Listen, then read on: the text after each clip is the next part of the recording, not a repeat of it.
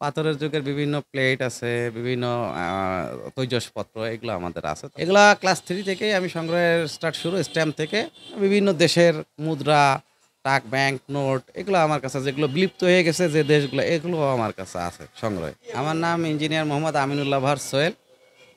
আ এটা আমার antique shop. আমার অ্যান্টিক শপের নাম কিংস অ্যান্টিক শপ। এটা খুলনা সিটি কলেজের ঠিক বিপরীত পাশে অবস্থিত। আমার সংগ্রহে এখানে অনেক জিনিসই আছে পুরাতন আমলে। সবথেকে আমরা যেটা জানি সেটা হচ্ছে আমাদের রত্ন পাথর যেগুলো আমরা আংটিতে ইউজ করি বা অর্নামেন্টস হিসেবে ব্যবহার হতো। রাজাদের মুকুটেও ব্যবহার হইতো, রানীদের মুকুটেও ব্যবহার হইতো, অলংকারেও এখনও ব্যবহার হয়। এগুলা জন্ম হইতে খনিজ থেকে কোটি, কোটি বছর লাগে।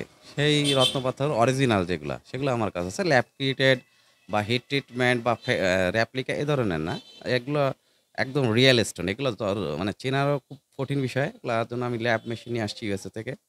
পাথরের যুগের বিভিন্ন প্লেট আছে, বিভিন্ন আ তৈজসপত্র এগুলো আমাদের আছে। তখনকার সময় তারা যা ব্যবহার করত। এরপরে আছে প্রাচীন আমলে যে যুদ্ধ হইতো, তখনকার সময়ের যে হাতিয়ার ব্যবহার হইতো, হাতিয়ারের কিছু টুকরা, টুকরা অংশ আমাদের কাছে আছে। এরপরে আসছেন আপনি আমাদের এই ব্রোঞ্জের যুগ যখন আসে, ব্রোঞ্জের যুগের ব্রোঞ্জ এটা প্রায় ৮০০ থেকে ৯০০ বছর আগেরই। তখনকার সময়েরও কিছু জিনিস আমার কাছে কালেকশনে আছে। এগুলো খুবই দুর্লভ। এগুলো সংগ্রহ করতে অনেক কষ্ট হয়। যার কাছে থাকে সে দিতেও চায় না। মানে এগুলো তো অনেক প্রাচীন, দিতে চায় না। অনেক কষ্ট করে আমাদের সংগ্রহ করতে হয়। আপনার বিভিন্ন ধরনের সম্ভ্রান্ত পরিবার এদের হাতের ঘড়িগুলো আছে। তখনকার সময় রিচ ম্যান এবং শিক্ষিত লোক ছাড়া তো ঘড়ি ব্যবহার করতে পারত না। তাদের হাতের কিছু ঘড়ি আছে।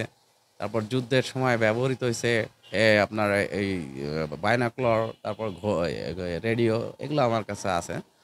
আর ব্রিটিশের মুদ্রা আছে, সুলতানি আমলের আছে, তার আগেরও মুদ্রাগুলো আছে প্রাচীন আমলের। এগুলো আমার কাছে মুঘলদের যে ৬০০-৭০০ বছর তারা রাজত্ব করছে ভারতবর্ষ, এগুলোর মুদ্রা আছে।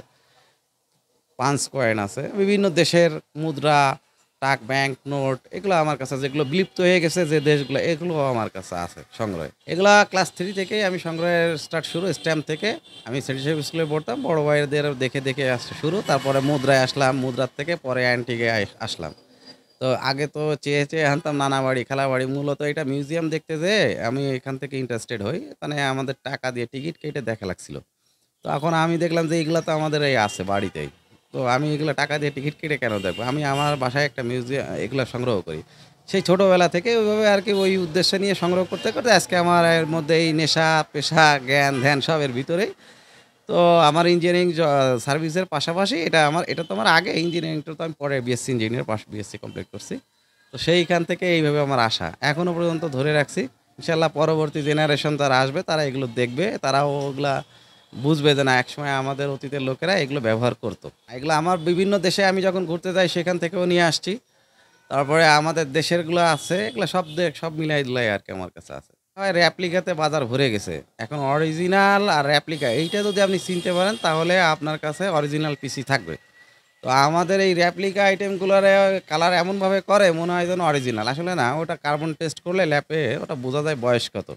তা আমরা যারা পুরনো কালেক্টর মানে যেগুলো অ্যান্টিক বুঝি এদের আমাদের ল্যাব দেওয়া লাগে না। আমরা হাতে ধরলেই আমরা কালার মানে বিভিন্ন হাতের ঘষাতেই আমরা বুঝতে পারি এটা অরিজিনাল। ব্রিটিশের সময়ের ম্যাক্সিমাম জিনিসগুলোই আমার এখানে ব্রিটিশের। আর ব্রিটিশের আগের জিনিসগুলো একটু কোয়ান্টিটিতে কম। আমি আরও চেষ্টা করতেছি। ইতিমধ্যে আমার বাসায় একটা অ্যাক্সিডেন্ট ঘটে গেছে। সেখানে আরও প্রাচীন আমলের অনেক মূল্যবান জিনিসগুলো ছিল। তো ওটা মিসিং হয়ে গেছে। আমি চেষ্টায় আছি ওটাকে উদ্ধার করার জন্য। থানায় কমপ্লেন করা আছে। আসলে আমার বাস্তব যে পরিকল্পনা ছিল সেটা আ অনেকটা মানে ধসের পথে চলে গেছে অ্যাক্সিডেন্টটা হওয়ার পরে, ডাকাতি হওয়ার পরে। আমার ইচ্ছা ছিল আমি একটা মিউজিয়াম করে রেখে যাবো। যে এটা দেশের মানুষরা বা বিদেশের থেকে যারা আসবে আমাদের দেশে এখানে খুলনা আমরা স্থানীয় আমাদের এখানে খুলনায় এসে যাতে করে আমাদের এই মিউজিয়ামটা দেখতে পারে যে না এখানে আমি তো আর থাকবো না মারা যাবো আমার নামটা থাকবে সেই উদ্দেশ্যে আমার মিউজিয়াম করার পরিকল্পনাটা ছিল এই জায়গাটাতেই করবো ইনশাল্লাহ।